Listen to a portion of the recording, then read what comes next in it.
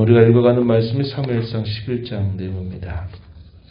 앞에서 읽었던 내용들 다시 한번 짚어보면 사무엘상 9장에서는 잃어버렸던 아버지의 암나귀를 찾던 중에 그가 이스라엘 왕으로 발견되는 일이 있었고, 이 사무엘상 10장의 내용에서는 하나님께서 사무엘을 통해 사울을 이스라엘 왕으로 세우시게 되는 절차를 발견하십니다.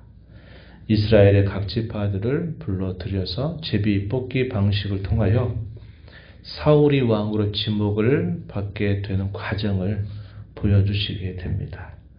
소위 임직을 받았다 이렇게 여길 수 있는 내용이 10장의 서기가 되고, 오늘 우리가 읽은 이 11장의 내용에서는 이미 임직은 되었지만 기회를 따라서 행하라 했던 사울의 말처럼 하나의 기회가 주어지는데, 그 기회가 어떻게 주어지느냐, 좋은 기회가 아니라 사실은 위기라고 하는 그 순간을 맞게 됩니다. 그 위기를 오히려 기회로 삼아서 그 위기 가운데서 지도력을 발휘하고 그 위기 가운데서 그 위기를 극복하게 되는 과정을 통하여 사울이 실질적으로 이스라엘의 왕으로 세움받게 되는 내용이 11장에 소개가 되고 있습니다.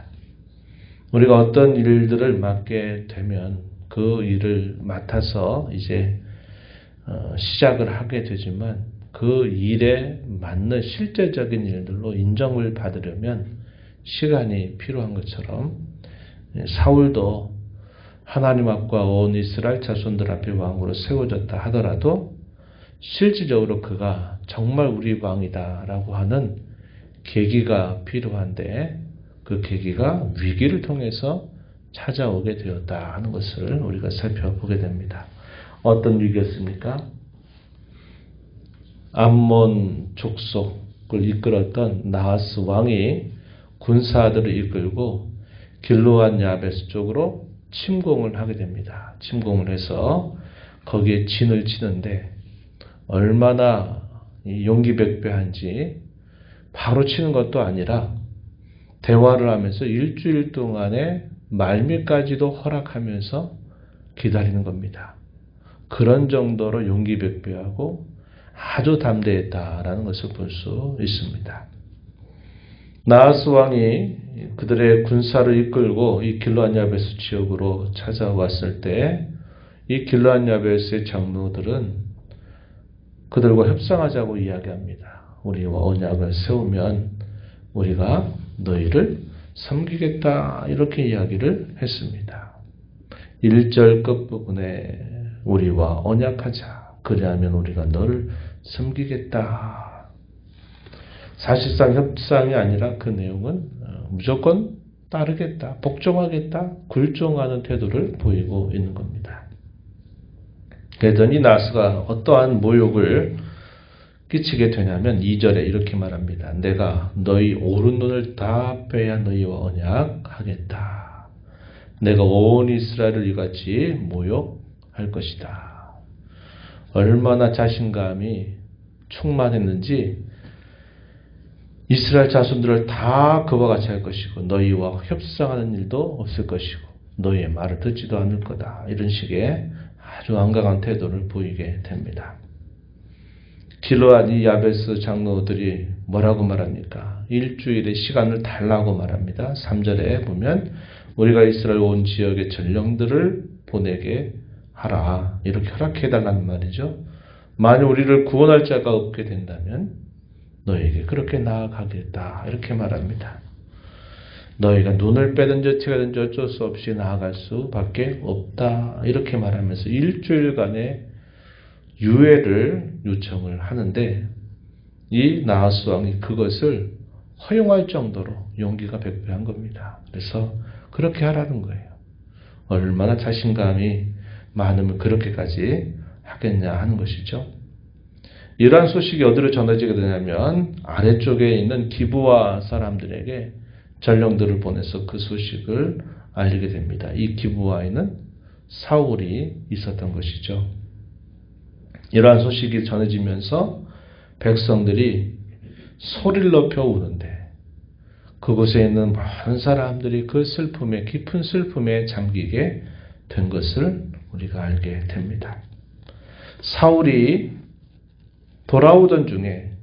이를 보고 돌아오던 중에 이러한 소리를 듣고 도대체 이게 무슨 소리냐, 이게 어떻게 된 일이냐라고 물었더니 이러이러한 일로 지금 이 백성들이 이렇게 큰 슬픔에 빠져 있다라고 말합니다. 그때 이 사울에게 하나님의 영이 임해서 그의 마음을 감동하면서 그의 노를 크게 발하게 하는 겁니다. 어떤 노냐?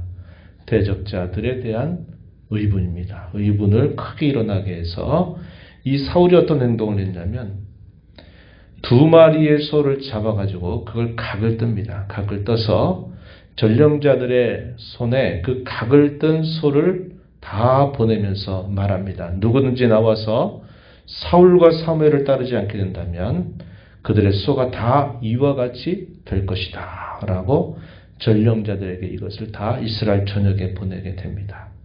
그런데 놀라운 일은 이 말에 여호와 하나님이 큰 두려움을 그들에게 일으켜 주셨다 하는 겁니다. 그래서 그들이 그 말을 듣고서는 마치 한 사람이 나오듯이 일사불란하게 이스라엘 각 전역에 있는 사람들이 전쟁을 위해서 함께 모이게 되었다 하는 겁니다.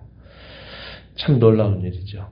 하나님의 영이 그렇게 하게 하신 것입니다. 그리고 이 길르앗 야베스에 진치고 있었던 바로 옆에 베색이라고 하는 곳이 있습니다. 이 베색에 그 백성들 전체가 모입니다. 모여서 그 수를 세어보니까 33만 명의 군사들이 모였어요. 이스라엘 자손 전역이 30만 명이 모이고 유다 사람은 3만 명이 모여서 33만 명의 군사들이 모이게 된 겁니다. 이러한 소식이 길르앗 야베스에 있는 바로 옆에 진을 치고 있는 그 야베스에 있는 사람들에게 그 소식이 전해지면서 어떻게 말하냐면 내일 해가 더울 때가 되면 너희가 다 구원을 받게 될 것이다. 이러한 말을 그들에게 전달해 주고 이 말을 들었던 이 길르앗 야베스 사람들도 우리도 싸움에 응하겠다라고 대답을 하게 됩니다. 그리고 언제 공격을 개시하느냐? 바로 그날 밤이 지나면서 새벽에 바로 3개의 무리로 나누어서 이스라엘 군사들이 이 암몬의 군사들을 쳤어요.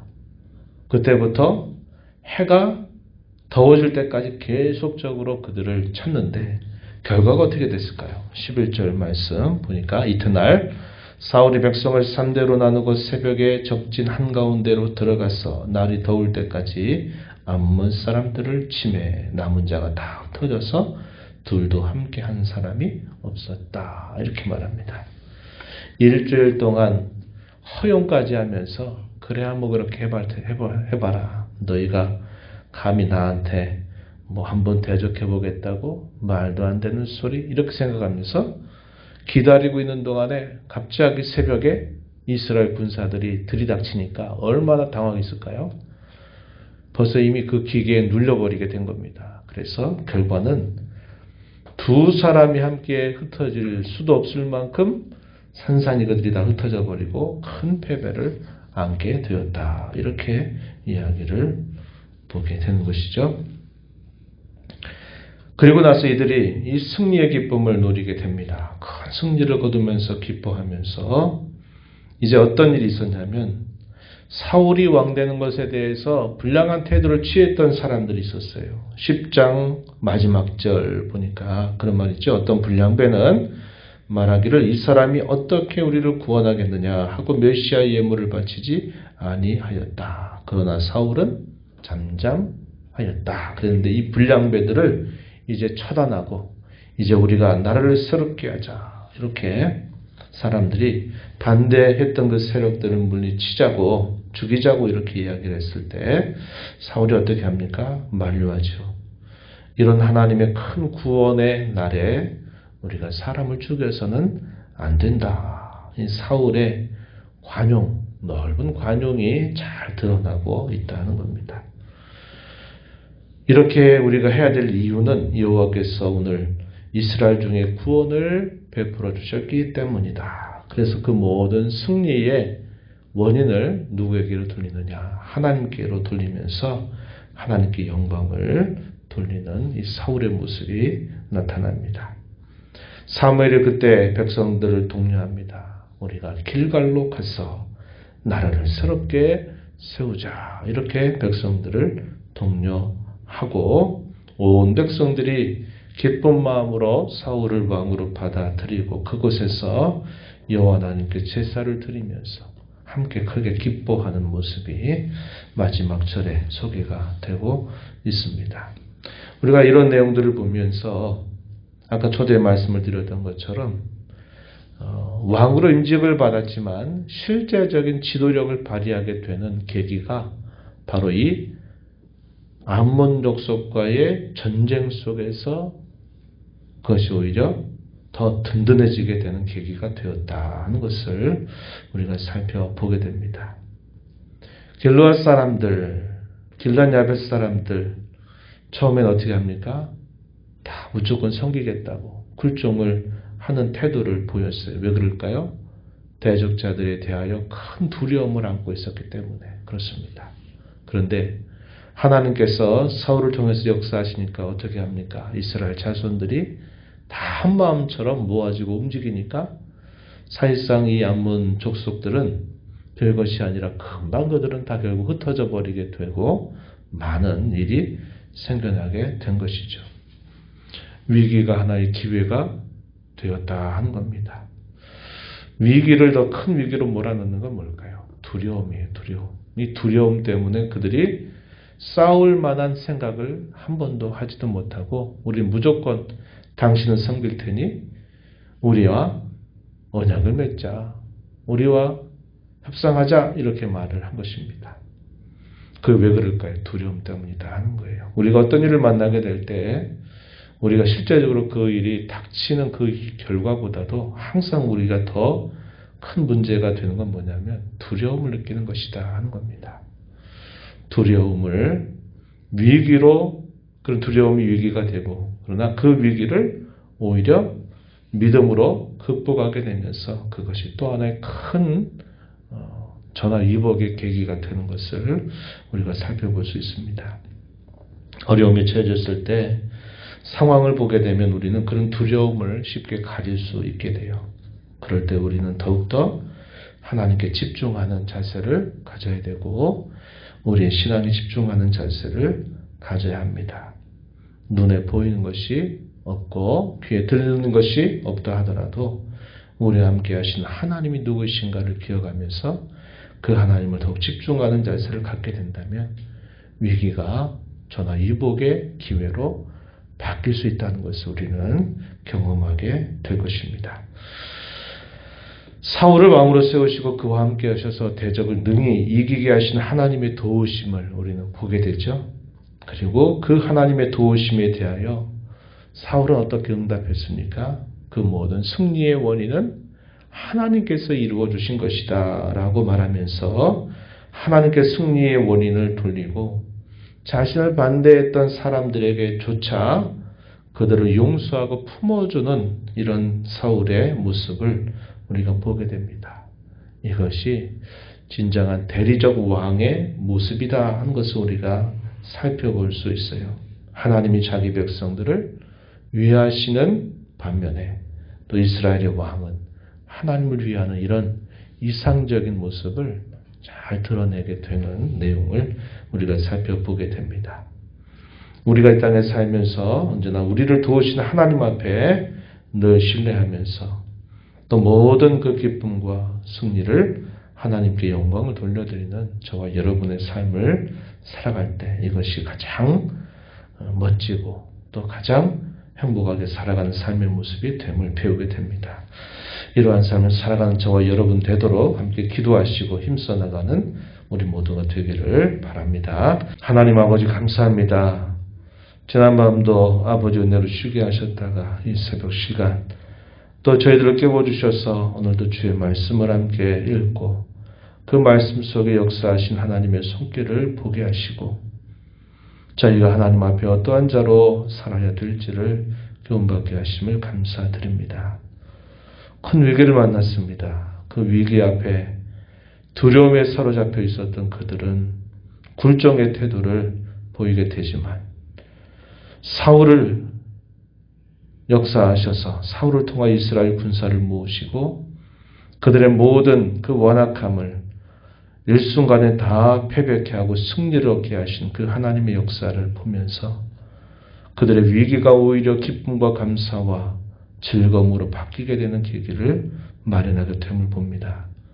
저희들의 삶 속에 여러 가지 닥치는 여러 어려움들이 있을 때마다 두려워 떨지 않게 하시고 언제나 저희와 함께 하신 하나님을 바라보게 하시고 저희의 시선을 하나님께 돌리는 저희들의 신앙의 걸음이 되게 하여 주옵소서.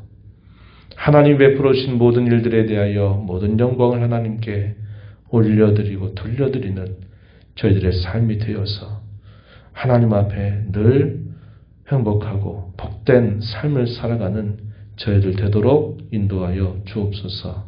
은혜의 보호자 앞에 나와 아버지 은혜를 구하는 모든 심령들의 간구를 기울여 주시고 응답하시기를 바라며 예수님 이름으로 기도하옵나이다. 아멘.